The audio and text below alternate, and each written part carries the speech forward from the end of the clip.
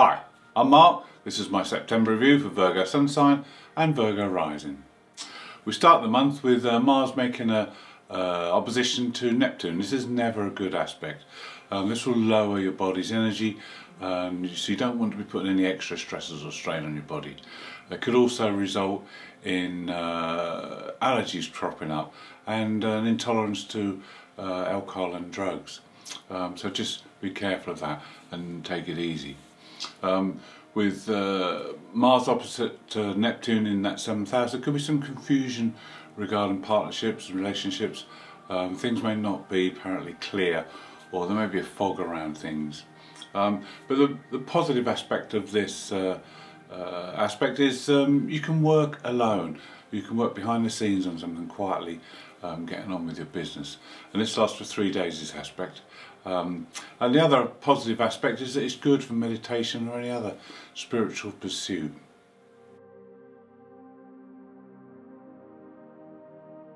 On the 2nd, we have an aspect between the Black Moon Lilith and the Moon's North Node. They come together, and in passing they last for 8 days. And they will highlight the 10th house area. This is your career, your public standing, or your chosen path. So there may be things happening here. There may be obstacles that fall away that have been holding you back, so that will clear the path. And also you need to look deep within to see how independent you actually are, how much do you rely on others, and how comfortable are you with your shadow side opposed to your public side. You need to get some balance here, which would be good. Also, Venus makes an aspect on the same day to these two, and this gets you to look at your value system. Venus in that 2nd house. Look at your finances and what you value. Then on the 3rd, Mercury adds an increase in your mental faculties, and also there may be a message or a sign that comes from Mercury that you need to be looking out for. Then on the 4th, Mercury makes an aspect to Saturn, and this is where you'll be able to organise things and get things into some kind of a structure.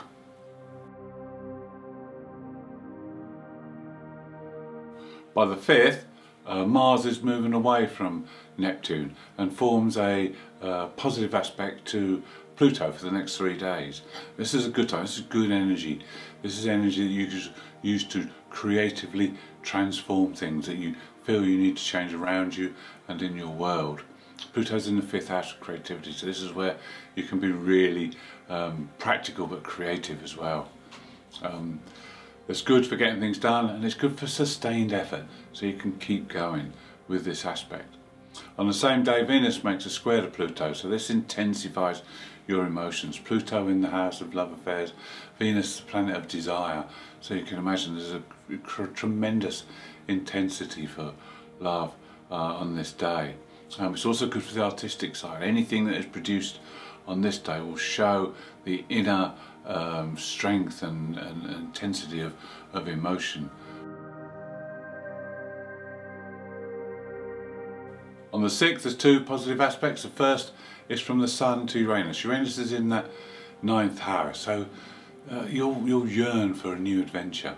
You'll yearn to start something exciting, or maybe it's time to plan something for the future. Your mind will also be very inquisitive, and you want to learn new things. You'll be hungry for new knowledge.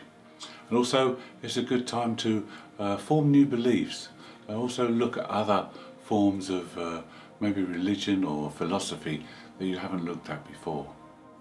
Then Venus makes a positive aspect as well on that day to Jupiter. And this is very fortunate because Venus is in your 2nd house. So it could be someone you meet on this day through your daily routines or your work that will be very useful to you in the future. This could be beneficial on a financial front as well. On the 7th, we have a new moon in your sign of Virgo. This is the 1st house, so you'll be very much energised by this new moon. You'll want to change things, probably something personal about yourself. Maybe your look, maybe the way you interact with people, but there'll be that desire there to engage and to change things, reinvent yourself in some way. The 1st house is ruled by Aries, so this is a time when you need to be a little bit impulsive, be bold, be brave, don't get held back by worrying about things. Also, the new moon in Virgo is about finding the divine in the detail. So look at the detail, go into the detail, and see there what needs changing, and then use the practical earthy side of Virgo to put the things into practice straight away. You have 2 weeks concentrating on yourself, because when the full moon comes it will change the emphasis to others, because the full moon will be in Pisces, your opposite sign. Also on this day we have opposition between Mercury and Chiron, and these are across the money houses. So it may be a day when you want to discuss money in great detail and talk about it all the time, but then it could be that you just don't want to talk about it at all. It could go either way, to talk or not to talk, that is the question. On the 13th we have another opposition for Neptune, this time from the Sun. So again there'll be this fogginess, cloudiness around relationships and dealing with others. So maybe that you'll want to step back a bit and avoid any confrontations. The positive side of this aspect is to experience a loving spirituality. It's a very compassionate aspect, so you'll feel for other people and you can make a good connection with them on this day. Then on the 15th there is an aspect between Saturn and the Black Moon Lilith. Now this is a positive aspect. This is a time when you need to re-evaluate your life. This aspect lasts for 14 days, and this is from Saturn in the 6th house of your general work and daily routines to the Black Moon is in your 10th house of career and destiny and chosen path. So there's a lot to be looked at here, there's a lot to be assessed, because later on you're going to have to make some changes. So the more you can delve into this, the more you can look at the situations around, see what it is you want to change. Later on there's going to be a grand trine, and then you can put the changes into action. On the 16th we have a positive aspect between the Sun in Virgo to Pluto. Pluto's in Capricorn. So this is a good time to really unearth things, get beneath the surface and look at things that are perhaps buried or not easily seen. And then you can make reform, you can make changes based on this.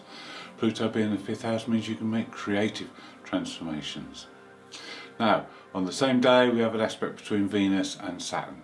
Now this is a square aspect, so this isn't quite so easy. Saturn always brings limitations to Venus. Venus in that 3rd house, so she may be limited in some form of way of communication. It may be that it's hard to talk to authority figures on this day.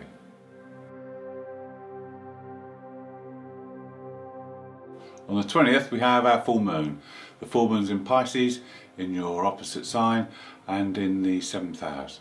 As we spoke earlier about the new moon and it all being about you, now it's time to balance your needs with the needs of others, whether it's a business partnership or a marriage partnership or someone in a close relationship with, or an adversary.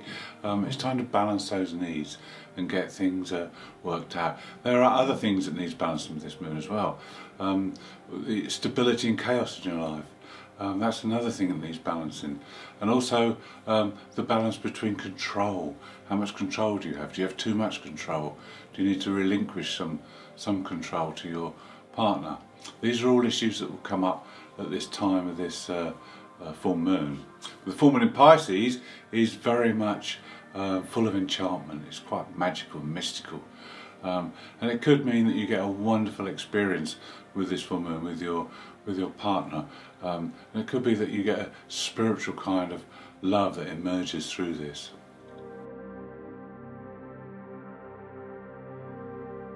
Also on the 20th there's two other aspects that coincide with the full moon.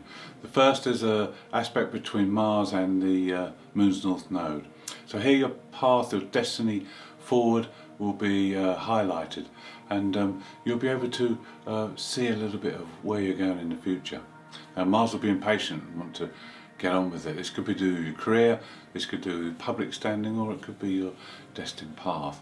But there's going to be an urgency for you to move forward. You will have the confidence because Mercury also makes an aspect to Jupiter on that day. So you'll be thinking big, you'll be bold, so you'll be able to push forward without any setbacks.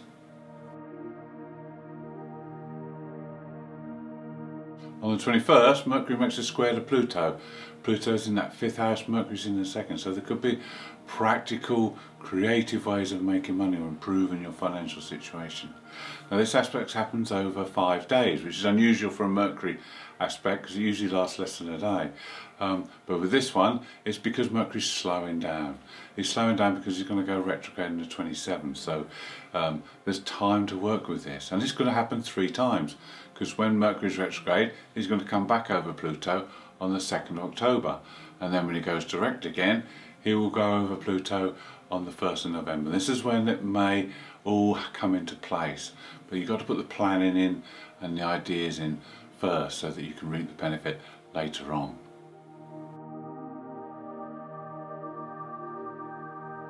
On the 23rd, Venus is looking for a little bit of excitement, just like the Sun was earlier, with Uranus in that 9th house. So, new adventure, start planning a new adventure, start learning new things as well. Then on the 24th, it's a really exciting day because we have a grand trine in your air signs, and it's going to be connecting those houses that are very important. The money side, the everyday work side, and the career or destined path side. These will all be activated. And this is because Mars makes a trine aspect to Saturn. Saturn's trine to the Black Moon Lilith, and the Black Moon is trine to Saturn. So this makes a what we call a grand trine. And this is free-flowing energy. It's air energy, so it's innovative. It's very good for coming up with new ideas.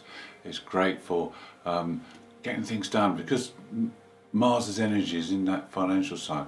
Saturn will control him. Saturn will channel his energy, so it's good to get things going. This ties in with this Mercury-Pluto aspect as well, where you have ideas about how you might be able to channel your creativity. So this is a great time. This is a great time to harness this energy. You've got 5 days to do this, so make the most of it.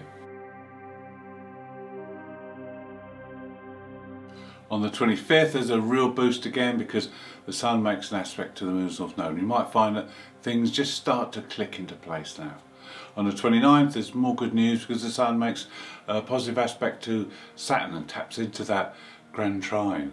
And this will add organisation and structure to everything that you're trying to do.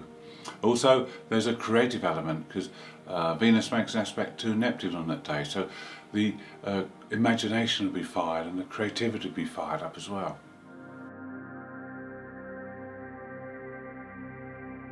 On the last day of the month, it's really time to shine, as the Sun makes a positive aspect to the Black Moon. Venus makes a square to Jupiter, who's in your 6th house, so you'll get on well with people, especially at work and in your daily routines. And then Mars makes an opposition to Chiron, so this will make you fearless. You'll be able to take the steps that you need to get where you want to be.